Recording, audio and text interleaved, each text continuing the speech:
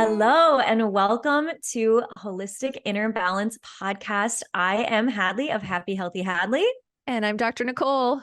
and we are here to talk to you today about holidays and specifically how you might come to the conclusion that you need to opt out of holidays with your family. So we're going to talk about all of the nuances that come here. So it might not be the decision for you, and it might be the decision for you. And we're here to, if that is the decision for you, we're here to give you permission that that is actually an okay thing to do. So Dr. Cain is going to talk about this a lot because she has a whole host of different things that she has experienced with her own family, and has a ton of wisdom on this topic.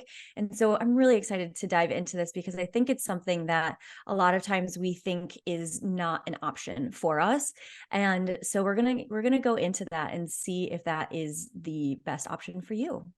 I love that. And you guys are going to walk away with 5 steps for opting out if that's the route that you decide to take. And so you will have an actionable at the end of this conversation. Of course, because Dr. Cain always is coming at us with all of the step-by-steps. Yes. So, Hads, are you going home for the holidays or what are you doing?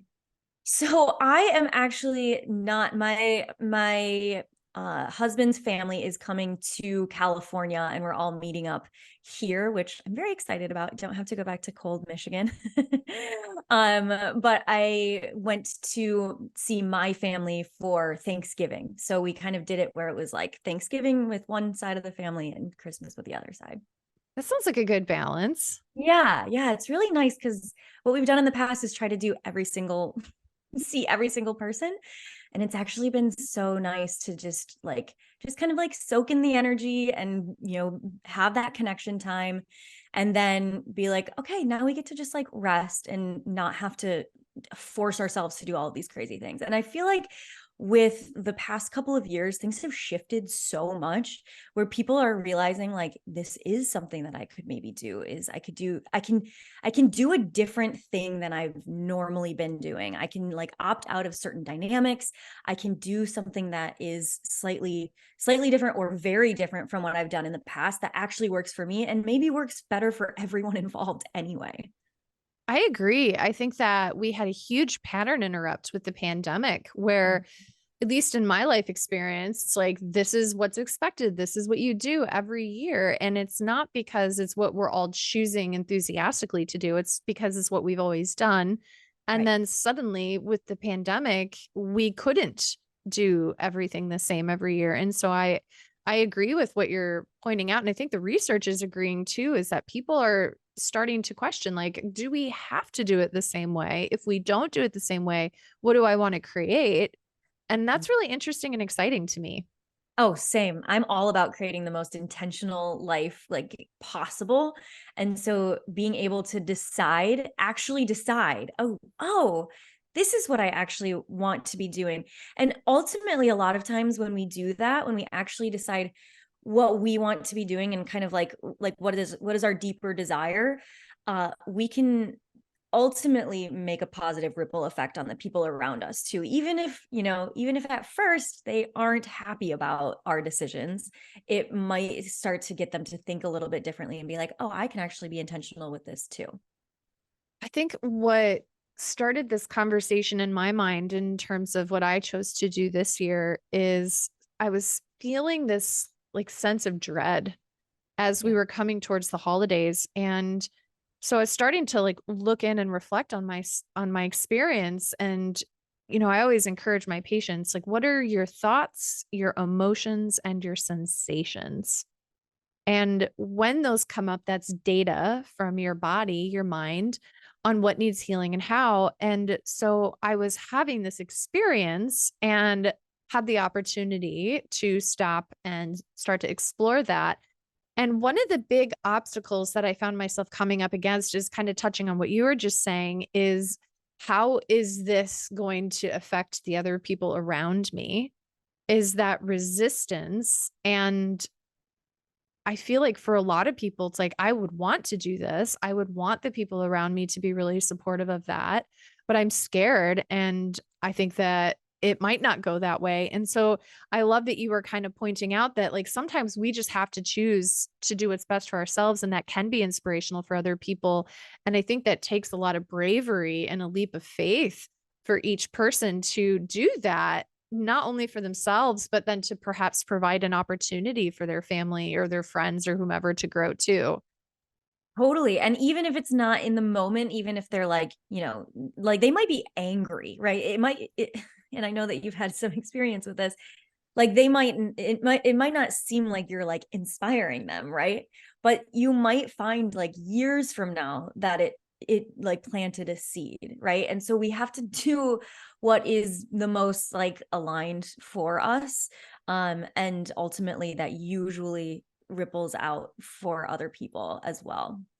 Yeah, the doing what's aligned for us and then seeing that kind of ripple outward is so very true when we look at what we're finding in quantum physics and how our intention can affect so many things beyond just material choices that we make. And so I want to emphasize what you're saying also and say, like, hey, Neil deGrasse Tyson talks about some of this stuff in his work. And I would love to go down a rabbit hole for that. But yes, Hadley, yes, yes. Yes, it's so big. And like, I mean, we'll definitely go on a rabbit hole with that topic at a future date. I think that needs to be something that we We that do. we go into Yes. for Yes. sure. But yeah, it makes a really big difference in our own lives.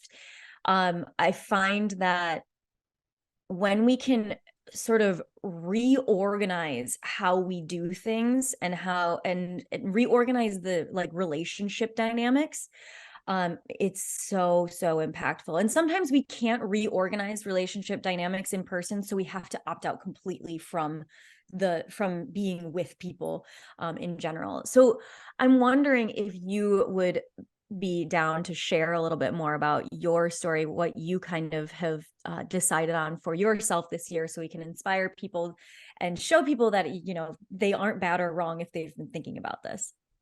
There's a couple of reasons that when I was noticing my dread or the thoughts, the feelings and the sensations, is there's a couple of things that stuck out for me. Is one is that I don't identify with the culture that is emphasized by my nuclear family around the holidays. And I feel like I don't necessarily need to immerse myself in that culture anymore. And so I'm trying to like figure out how to walk around like being really authentic, but like not being overly specific. But um in terms of like what do you eat? And so there's like all of these very specific meals that are cooked every single year. And if there's any adjustments to it, then people are very upset. And I don't eat the standard American Midwestern meal fare, and I don't feel good when I eat it. And my husband is allergic to gluten and he's gluten intolerant, so he can't have it anyway. And so there's that cultural aspect, but then there's also the spiritual aspect of there's expectations that we participate in spiritual traditions that I don't really feel in alignment with. And it's one thing, like I can go and support other people in their spiritual traditions, but it feels like a little bit too much. And being there and staying there and being in that environment can be a little bit much. And then there's also just the way that my nuclear family interacts, which doesn't feel very honoring and fulfilling. And so this is when we get into like family dynamics and interpersonal trauma or neglect. And when you go into a family environment, especially Iowa in the winter where it's like 20 degrees outside, there isn't really much that you can do to get out of the house unless you want to go to like Kohl's or a half shut down mall. And so it feels like a very trapped experience versus when I'm out in the West Coast or in the South, there's like you could just like go outside and go for a walk without Right. freezing. And Totally. so there's this like kind of trap. So there's like the family dynamic and feeling really trapped in that dynamic, which for me at this time in my life feels very othering, Mm, where um we were we were with the holidays last year, and Paul and I were there for 3 days, and nobody asked us a single question Oh the entire time that we were there. my There God. wasn't like, how are you? Like, what are you up to? Do you like this? There was zero, there was nothing. Wow. And I felt like my cup wasn't filled. And I do have this role in my family of being the peacemaker, of Right. being the people pleaser, fawning. Um, and I feel like the healthier that I get, the less inclined I am to fill in those gaps. And so when I was noticing those feelings of dread, I started to think about, what would my ideal Christmas or holiday look like? And I allowed myself the luxury of just sort of indulging in a fantasy of what that would be. And I envisioned, like, people were inside of a home and they were laughing, and Paul was playing the piano, and I walk outside and the sun is beaming down on me, and I have an espresso in my Oh. hand and I'm in a fuzzy robe. I love it. And it's like very, very comforting, and it felt so beautiful. And I told Paul about that, and he's so very supportive, and he's like, wherever you want to go, whatever you want to do, like, I've got you. And I'm so very grateful for that. And the conversation is, well, why can't we do that? We're middle-aged adults. Oh my God. You're, are you Middle-aged. middle-aged? No, I'm like over the hill. No, you're not. Don't they say like 40 is over the hill? I thought that was 50. Oh, well, I'll take it. 50.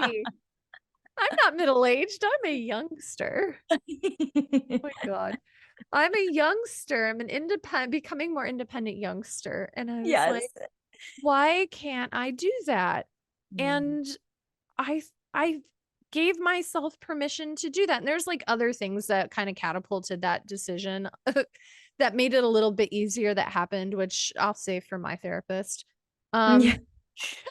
Um, but I gave myself permission to do you, to choose that I am as much of a priority as the other people in my life, that I'm not necessarily less of a priority or more of a priority, but I am also a priority, and that I get to choose to opt out, and I get to choose what I want to opt out in. I get to choose what I want to endorse in. And so I got gifts for my family. I opted in on getting gifts, but I'm opting out in going to Iowa. Instead, we're going to go to Arizona, and we're going to ride bikes, or we're going to hike with our best friend, Michael. I'm going to manifest. I'm going to create that. I'm going to go out onto my patio in my apartment in Arizona, and I'm going to make Paul make me a latte, probably actually more of like a rise mushroom, caffeine Ooh, free latte. It's like yeah. mushrooms. No, they are not sponsoring us, although you guys could. Um, but If I you want like to have, sponsor the podcast, let us know. we'll totally endorse that. And so having my like mushroom latte and like creating the holiday that I want. And that was really hard. And circling back to what you were saying earlier, Hadley, is I hope that that will have a positive impact in creating a pattern interrupt in the dynamic that has been so problematic for so long. And if it does, that's great. We can all grow. And I would love that. But it's also really possible that it could result in more estrangement and more alienation. And I'm willing to accept that that is a possibility, because I can only control myself. I can't control other people. And for me, it felt like being authentic to who I am and being in integrity with my needs was more important than maintaining a status quo to avoid estrangement. Yes. Oh my gosh, it's so good. It reminds me of there's a quote by Glennon Doyle where it's like you have to disappoint as many people as you need to in order to not disappoint yourself. So Mm. good. It's so good. I don't know if I said that exactly right, but that's the gist of it. And it's coming back to our authenticity and in giving ourselves what we need and recognizing that it's not necessarily selfish or just that's maybe it is selfish, but selfishness is not necessarily a bad thing. We recently talked about being self-full on a podcast recently, and I really like that reframe, for sure. And so, yeah, so it comes down to really honoring what we need. And something else that you did in here that I really want to point out, and I would love to invite all of our listeners to do, is like really visualize what would be your ideal holiday experience. Like, and get really like excited about it. Like, allow yourself to really like let it feel really good in your body. Maybe for you it's being in the snow. Maybe for some people it's like you being in the sunshine. Maybe uh maybe it's something like doing some sort of volunteer event. Maybe it's being with family. Maybe it's being with a circle of friends. I love how you said like the piano, Paul playing the piano, like that gave me chills. I would love to experience that on Christmas, like all standing around and singing Christmas carols. That sounds like my ideal my ideal situation for Christmas. And so, yeah, so what do you all who are listening, what would be, and it's not to say that your Christmas this year or your holidays, whatever you celebrate, has to be this year, but let's get clear on what would be the ideal, and then we can work toward it, in future years. We can make little teeny tiny tweaks if that's what you feel like you need to do right now, and not just make this like huge like jump, this huge big decision of like whether or not you're going to actually see family or not. What little tweaks can you make to have that experience that you actually really are like yearning for? I love that. I like the small changes because otherwise it can get totally overwhelmed. And I would have opted out probably many years ago, but it was way too big and way too scary. And the ramifications felt way too overwhelming. And so I like the idea of making little choices. And so this is probably easier if your family lives in the same town as you, but like maybe everybody goes to 10 events and you can choose if you want to go to 1, 9, 10. Like you can make small steps, or maybe everybody eats turkey, but you really want to eat sushi. Like you can make small, maybe that's like huge. And Hey, you could get it takeout. you can takeout. Yeah. But I like that, Hadley, because it makes it a little bit more bite-sized, pun intended. Totally. Can I give an example of like opting out of certain dynamics and making it Yes. a small thing? Okay, so I love this example. So, um, and my mom is like one of the coolest people ever, and she will not mind me sharing this because it's been a really awesome experience. So she is not a cook, or she's like a decent cook, actually. It's not that she isn't a good cook, but she doesn't like it. She doesn't like having everyone over and having us all like just, feeding all of us. For some people, it's like that's like their love language, is like feeding the family, right?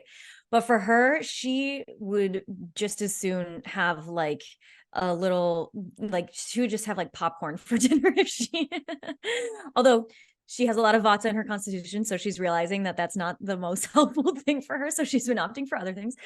But she just doesn't like to cook. And so in the past, she was in this state of like, and she wasn't meaning to, but it was like a little bit of like resentment, that martyr thing.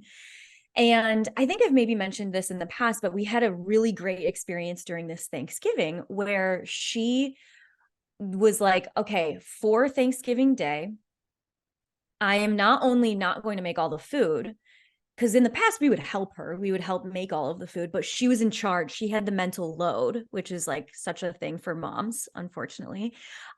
She had the mental load of figuring out when everything needed to go in the oven, when, like, how to do all of the things, who's in charge of what, and like making sure that we were all on task. So she was like a taskmaster or whatever.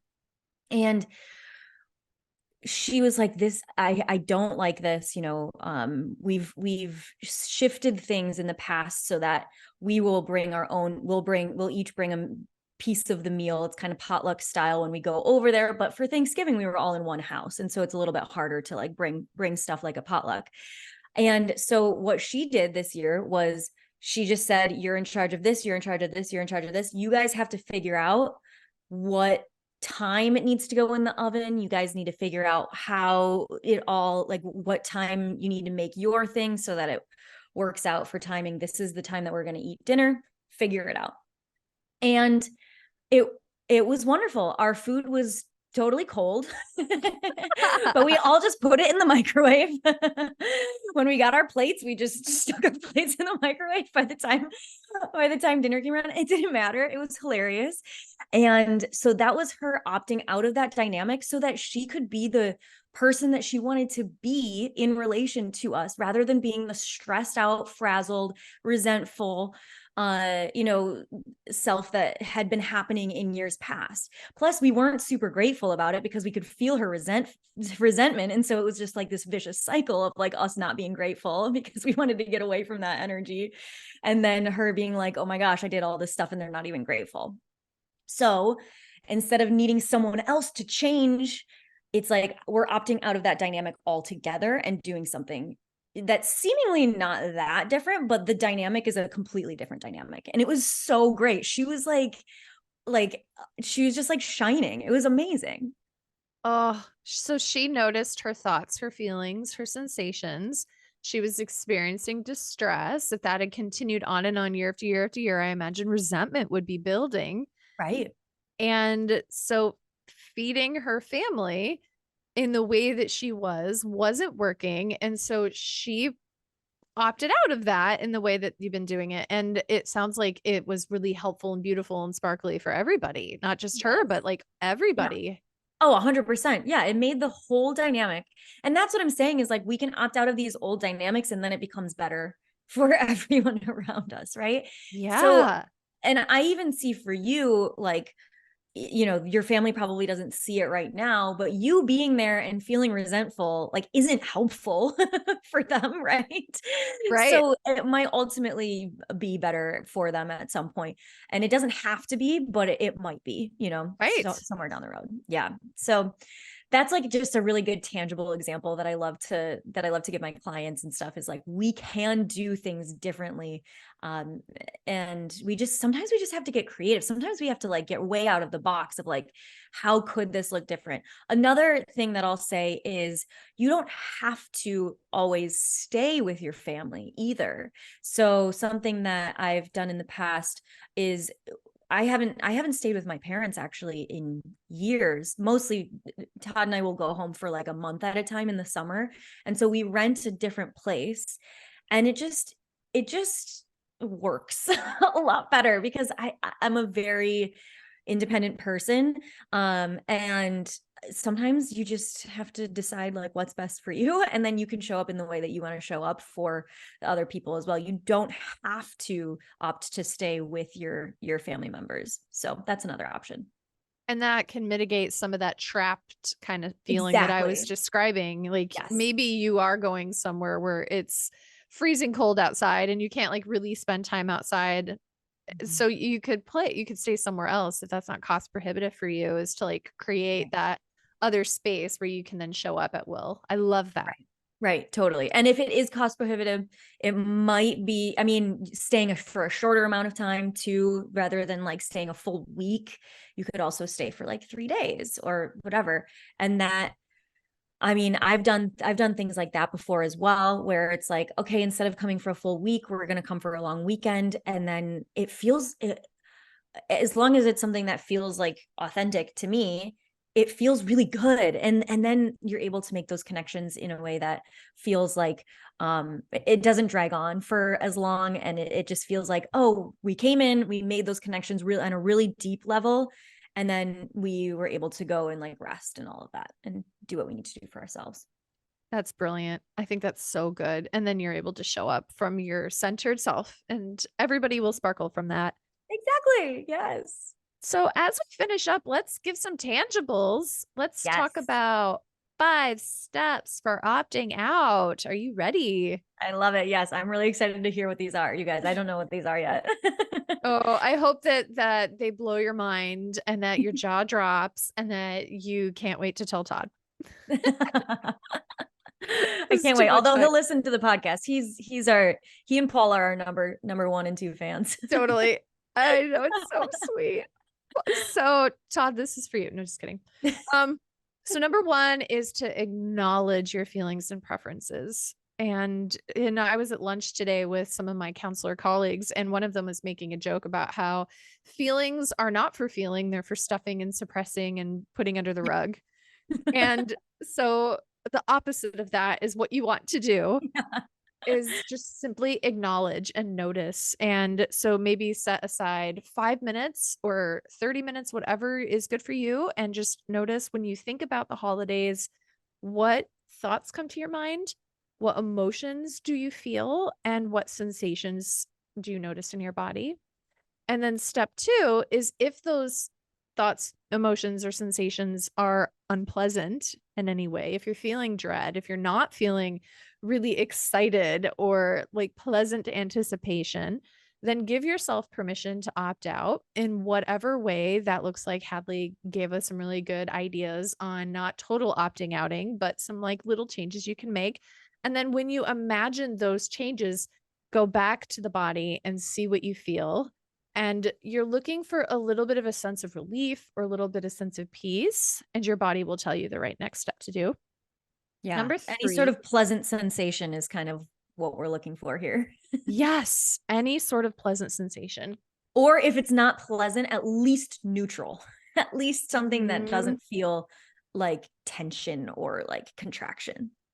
I love that. Yes. It's something that feels like a little bit of a release of that tension or Mhm. contraction, maybe back to neutrality or maybe pleasant, depending on how possible it feels for you to Right? like Yes. do your journey. Yeah. Yeah, totally. So then number 3, step 3 is to create a protective scenario or support for yourself. So you've acknowledged it, you've noticed your body, you've given yourself permission to opt out. And then before you make any changes, it's time to give you support because you're going to need to be strong if you're doing something that feels a little bit difficult. And so Mm. I talked to my husband and I like upped my self-care and I gave myself time to think about it and I made a plan of what I was going to say and when and how. And so creating protective supports for yourself. I love that. And even having something that I just learned about from Lori Harder. I don't know if anyone has heard of her, but she's wonderful. She's just spoke at an event that I was at, and she was talking about how she has this like group of friends, and she was talking about it in like an entrepreneurial setting, but where she was like, I was going to have this call with like a publishing agency, and I was either going to need to be celebrated afterwards, or I was going to need to be picked up off the ground. And she was like, so I scheduled a call for with those friends right after. So even so you can plan for all of these things before, but then also having like a network of support for after the fact that you like plan out ahead of time so that you can lean into that support can be so helpful too. I think that's brilliant. So Is good. I'm going to tell my whomever I'm going to make this choice for myself to fulfill myself, fulfill my Mhm. needs. And I have this scheduled after it so that I can get the support celebration or picking me up off the ground. I love that. Yeah, and it can be in person, it can be a phone call, it can be, maybe it's like I'm going to plan like a night with my girlfriends for after this so that I can feel rejuvenated, or I'm going to plan like a self-care night so I can, just take care of myself, whatever it might be, just planning something for afterwards if it's going to be a really hard conversation. Oh, that's so valuable. And then Mhm. step number 4 is express your plan with honesty. And I think one compulsion that we often have is to either make up a lie that Ah. feels acceptable to other people or to give a lot of platitudes, which may Mm. not feel sincere or right. And so just being very direct and very clear and then just allowing them to have whatever reaction they need to have. And some resources, some clinicians will advise that you do like a little hint ahead of time. Like, it's possible that I might not be able to make it to Iowa this year. And so stay tuned so that when you finally do deliver the news that they aren't as in shock. Right. But It's not like, yeah, blindsided. blindsided, they won't be as blindsided. But then when you do tell them, be really, really honest and really like clear about it, and not like, well, I don't think we're gonna make it. Well, but I have like a huge deadline that I don't really actually have, or I really, really, really, really want to see you, but I can't, which maybe you don't want to see them at all. Right. So being really honest and saying, here's like something you could say is, I love you. I wish I could be with you this year, but I just need some time for myself. Or, um, I'm looking at what's going on in my new year. And right now I need to choose to lie low and not spend the holidays with the families. Like something that feels really sincere and honest. Right. I love that. Yes, I tend to go for the white lies. And it's something I've been learning, I mean, working on for like years. But yeah, it's like you could even say something like, I need to prioritize this over this, right? And that goes for anything. That's something that I learned from the book The Big Leap by Gay Hendricks, where it's like, instead of saying, I don't have time to do that right now, that's not necessarily true. You could create time for it, but right now I'm prioritizing this thing over this thing. And that often people are often taken aback by it at first, but then they're like, oh, you can do that, like you can prioritize different things over different other things. It's pretty cool. That is such a good book. Oh my gosh, it's so good. It's so good. Oh my gosh, it's awesome.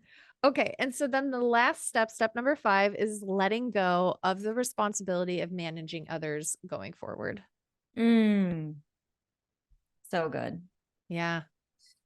Yeah. Like when I declared that I was opting out, I got radio silence. Nobody responded to my Wow. message about it. And then I think it was like 2 weeks or 3 weeks later, I got a call. And there Okay. was like all sorts of emotions that were being expressed. And past Nicole would have said, okay, like I have to make up those white lies, or I have to give platitudes, or I have to soothe, or maybe I should backpedal and maybe I should go. And it's really important to let go of that need, that responsibility of managing others. And sometimes that can be really hard. And so if, as I'm saying this and you're listening and you're like, easier said than done. Yeah, I know. Right. And counseling can be really helpful for that, because maybe the need to manage others is there because it was adaptive for you at one time and it helped you survive. And it was a really important cornerstone of the family dynamic that got you to where you are today. And it's also possible that that is no longer serving you. And so going in and looking at that dynamic, looking at why it exists, and then unwinding that with EMDR therapy, counseling can be really, really helpful. And this was helpful for me. Oh my gosh. It's so good. Yeah, not being responsible for other people's emotions is, I mean, that's the name of the game for all things, but it's so important here. And it also helps people to step into being responsible for their own emotions as well. Totally. They might not like it, but it actually does help them to be able to do that in the future for themselves. Otherwise, they'll constantly rely on other people to soothe them, right? Um, oh, it's so good. I was gonna say one more thing and I forget what it was, but I think we've done a lot here. So I hope that this was helpful for everyone. Whether you decide that it's like time to opt out completely from your family holiday, or whether you decide to do things slightly differently, we would love to hear about it. Like which things what are you tweaking? You can DM us on Instagram. You can share this podcast episode with anyone who this might be really relevant for. We would love to be able to spread the word about this kind of thing and help people to really make positive decisions for themselves in the holidays this year. And then even just going forward, doesn't necessarily even have to be a holiday season thing, but really just deciding what they truly want in their lives. Yeah, let us know what you think. And if you haven't, please rate us. We would love Yeah. love the love on our or not our Instagram, but our podcast. So Yes. please It's rate us. so helpful. And it gets the podcast out to so many more people. It helps so much more than you might think it does. So if you have like just 1 or 2 minutes to rate and review, we really, really, really, really appreciate it. Oh, awesome. Thank you for listening, all y'all. Yes. Thank you so much. All right, see you later. See ya. Bye.